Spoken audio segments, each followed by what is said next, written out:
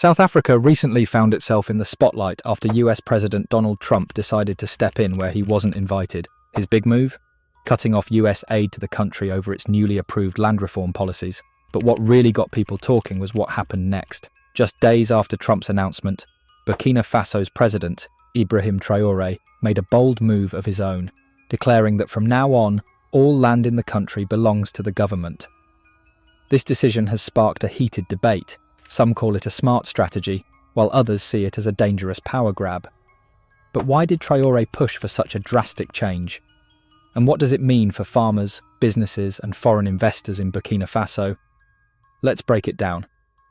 On February the 5th, Burkina Faso's Council of Ministers approved a new bill that completely changed how land is owned in the country. During a key meeting, Economic Minister Abubakar Nakano explained that this reform was designed to optimize land management and ensure the government plays a stronger role in overseeing land use. In simple terms, the government now owns all the land. For years, land in Burkina Faso was controlled through customary laws. Local communities managed and passed down land through generations based on traditions. Families felt a strong connection to their land, and ownership was deeply rooted in history. But this system wasn't perfect. With no clear legal documents, land disputes were common. Powerful elites often took advantage of the system, leaving ordinary citizens with little protection.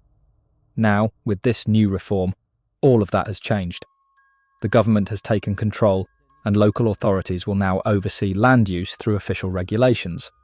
Some critics argue that Traore is just consolidating power, but his administration insists that this is a calculated strategy to fix long-standing land issues. By shifting ownership to the state, the government can introduce a structured system where land is leased out for long-term use, anywhere from 18 to 99 years. This move, they claim, will bring stability, attract investments, and ensure that land is used more efficiently. But is there more to the story? If you are still watching this video, it means you love it. Why not take out a second and hit that like button? Have you done that? Let us move on. If there's one thing President Ibrahim Traore has made clear, it's that he is fiercely committed to protecting Burkina Faso's sovereignty. And his latest move? A land reform law that puts an end to foreign ownership of land in the country. This is a major shake-up. Across Africa, it's common to see foreign companies and investors buying up massive amounts of land. Why? Because the continent is rich in natural resources and has vast stretches of fertile land.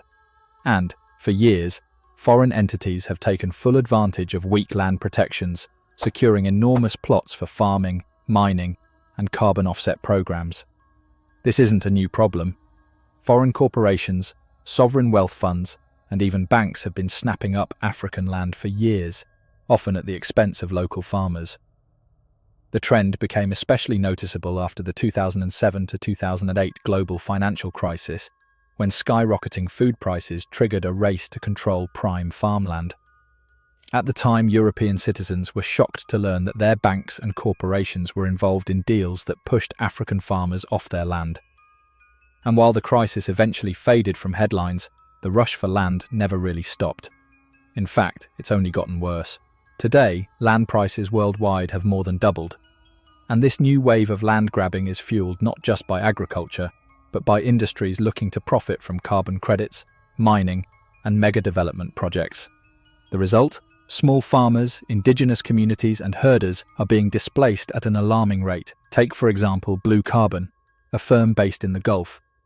It recently secured a staggering 25 million hectares of land across 5 African countries. That's 10% of Liberia's total land area, and 20% of Zimbabwe's land. Gone. Just like that.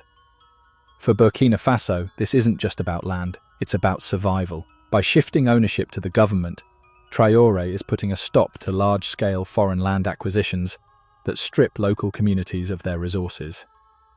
But that's not all. For decades, land in Burkina Faso has been mismanaged, with vast stretches sitting idle. Now, with the government in charge, land can be allocated efficiently for large-scale farming projects that will help improve food security. Beyond agriculture, Burkina Faso has also faced ongoing conflicts between farmers, herders, and migrating populations over land rights. By centralizing control, the government can regulate land use in a way that reduces tensions and prevents disputes. And then there's the bigger picture, Traore's push for industrialization. With the state in charge of land, the government can fast-track infrastructure projects like roads, factories and housing developments without running into resistance from private landowners or getting tangled in bureaucracy. When it comes to land reform, no two countries take the same approach. Take South Africa, for example. Their policy is all about fixing past injustices. For decades, land ownership in South Africa was anything but fair. During colonial rule and apartheid, laws were created to keep land in the hands of the white minority while pushing the black majority into poor, overcrowded areas. One of the most infamous of these laws was the 1913 Natives Land Act, which made it nearly impossible for black South Africans to own land. This pattern of land dispossession continued for decades, leading to forced removals, the destruction of communities, and deep economic inequality. Even though apartheid officially ended in the early 1990s, the effects of these policies still shape South Africa today. That's why the South African government introduced a land reform program to redistribute land more fairly. However, this process has been controversial. Some critics, including former US President Donald Trump, have argued that it unfairly targets white landowners.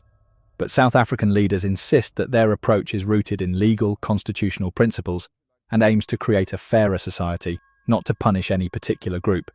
Now, how does this compare to Burkina Faso's approach? While South Africa is focused on historical justice, Burkina Faso is taking a strategic economic approach. Instead of redistributing land from one group to another, President Ibrahim Traore has placed all land under state control. This means that rather than individual ownership, the government will oversee land use, ensuring it is properly managed for farming, industry, and development. Unlike South Africa, which is navigating a deeply complex history of land ownership, Burkina Faso is looking forward, creating a system that prioritizes national control and economic growth, while still recognizing local land rights through rural possession certificates. Whenever land reform is discussed in Africa, Zimbabwe's history often comes up as a warning. Back in the early 2000s, Zimbabwe's economy took a severe downturn, and many people blamed it on land seizures carried out by Robert Mugabe's government. Critics argued that by redistributing land from white farmers to black Zimbabweans, the country triggered a collapse in agricultural production, leading to food shortages and economic decline. But is the story really that simple? Zimbabwe's land issues go all the way back to British colonial rule. Under the 1930 Land Apportionment Act, black Africans were stripped of their right to own land freely. This law forced millions of indigenous Zimbabweans onto poor, overcrowded reserves, while a tiny white settler population controlled more than half of the country's most fertile farmland. By the time Zimbabwe gained independence in 1980, the land issue remained unresolved. Mugabe's government initially tried a willing buyer, willing seller approach, in which white farmers were encouraged to sell land voluntarily. But progress was slow, and frustration grew. Eventually, in the early 2000s, the government seized white-owned farms and redistributed them to black Zimbabweans, many of whom lacked the resources or training to farm on a large scale. The sudden shift caused chaos, and the economy suffered. Mugabe, once seen as a revolutionary hero, was now painted as a villain by Western media. His name became synonymous with economic collapse, even though the deeper causes of Zimbabwe's financial struggles, sanctions, mismanagement, and structural weaknesses, were often ignored. But does Zimbabwe's experience mean land reform can't work elsewhere? Back in 1979, during the Lancaster House peace talks, where Zimbabwe's future was being decided, Britain made a promise. As part of the agreement that led to the country's independence, the British government pledged to help fund a land redistribution programme. At the time, land ownership in Zimbabwe was completely lopsided. A tiny group of white settlers, descended from British colonial rulers, controlled most of the country's best farmland. Meanwhile, the vast majority of black Zimbabweans had been pushed onto poor, overcrowded lands. Fixing this injustice was supposed to be a key part of independence. Britain initially followed through, sort of. It provided £44 million in aid for land reform in the early years after independence. But that amount was nowhere near enough to address the deep inequalities in land ownership. And when Zimbabwe kept pressing Britain to honour its full commitment, something unexpected happened. In 1997, Claire Short, Britain's International Development Secretary at the time, delivered a stunning blow. She told Zimbabwe's leaders that because her government had no ties to the country's colonial past, Britain no longer had any special responsibility to help with land reform. Just like that, the UK walked away from its promise. But the problem wasn't just that Britain refused to help. Zimbabwe's land reform programme had been rigged from the start. Under the terms of the Lancaster House Agreement, land would not be returned to its original owners. Instead, Zimbabwe's new government was forced into a willing buyer, willing seller system. That meant the Zimbabwean government had to buy back the land in British pounds or US dollars. The price was set by the white landowners who had taken the land in the first place.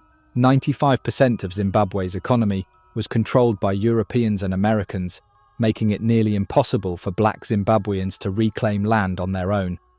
This system was slow, expensive, and frustrating. Year after year, Zimbabwe struggled to make progress. Meanwhile, the people who had fought for independence, the war veterans who had risked their lives to free their country, were still landless. Eventually, they had had enough. By the late 1990s, Zimbabweans were fed up with waiting. Frustrated war veterans and landless citizens began taking matters into their own hands, occupying white-owned farms across the country. Faced with growing pressure, the government finally gave in to the will of the people. In June 2000, Zimbabwe officially seized white-owned farms and redistributed the land. But this move set off a chain reaction that would reshape the country's future. Britain's response was swift. It condemned Zimbabwe's actions. And then came the real punishment. The United States and the European Union stepped in, imposing some of the harshest sanctions Zimbabwe had ever seen. In 2002, the European Union froze assets and banned key Zimbabwean officials from travelling. In 2003, US President George W. Bush issued an executive order that officially declared Zimbabwe a threat to American interests. That declaration pushed Zimbabwe into economic isolation. Under these sanctions, Zimbabwe was cut off from international banks like the IMF and World Bank. Foreign companies were banned from doing business with the Zimbabwean government. The country was forced to repay all its international debt, immediately and in full. Western leaders called these targeted measures meant to pressure Zimbabwe's government, but in reality, the sanctions crippled the entire economy, hurting ordinary people more than politicians. While many blame Zimbabwe's economic collapse on the land seizures, they often overlook the devastating impact of these severe economic restrictions. Imagine waking up one day and finding out that your entire country has been cut off from the rest of the world. No money can come in, no businesses can trade internationally, and even basic necessities like medicine and fertilizers become nearly impossible to get. That's exactly what happened to Zimbabwe. The Industrial Development Corporation of Zimbabwe, IDCZ, the state-run organisation responsible for driving industrial growth, was completely blacklisted. Every cent it had in foreign accounts, frozen, but that was just the beginning. The United States went even further, ensuring that no foreign banks could conduct business with Zimbabwe. As a result, the country was completely isolated from global markets, unable to access credit, trade essential goods, or even import the technology it needed to keep industries running. The impact was devastating. The domino effect of economic sanctions. With no access to funding or global trade, entire industries in Zimbabwe started crumbling. Agriculture suffered. Farmers couldn't get fertilizers or modern equipment. Factories shut down. They couldn't import spare parts to keep machines running. Hospitals ran short on medicine because Zimbabwe was locked out of the international supply chain. And then came the drought, a natural disaster that only made things worse. With agricultural productivity already struggling due to sanctions, food shortages became even more severe. People were starving, and yet the Western media refused to acknowledge the real cause. Instead, the popular narrative became, that's the story the world was told. But is it the truth? By the late 2000s, Zimbabwe's currency was in freefall. The value of the Zimbabwean dollar crashed so hard that the government started printing trillion-dollar notes, money so worthless that people needed wheelbarrows full of cash just to buy bread. The official explanation? Mugabe's mismanagement. But let's look at the facts. When a country is cut off from international banking, trade and credit, what options does it have left? The government had no choice but to print more money in a desperate attempt to keep the economy afloat. And when more money is printed without actual wealth to back it up, inflation skyrockets. The economic collapse wasn't just about land reform, it was a direct result of the crushing sanctions imposed by Western powers. Today, Zimbabwe is still paying the price. The government is negotiating with the US, hoping to get the sanctions lifted. But Washington has made one thing very clear. Before sanctions are removed, Zimbabwe must compensate white farmers for the land that was taken from them. But how is Zimbabwe supposed to pay when the economy is already struggling under the weight of these sanctions? This isn't just about Zimbabwe. It's about a larger pattern, a world where African nations are constantly lectured and punished whenever they make decisions that don't align with Western interests.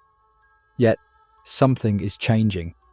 President Traore has made a bold move, showing that African leaders can stand their ground and put their country's interests first. What do you think? Let us know in the comments below. And don't forget to like, share and subscribe for more content.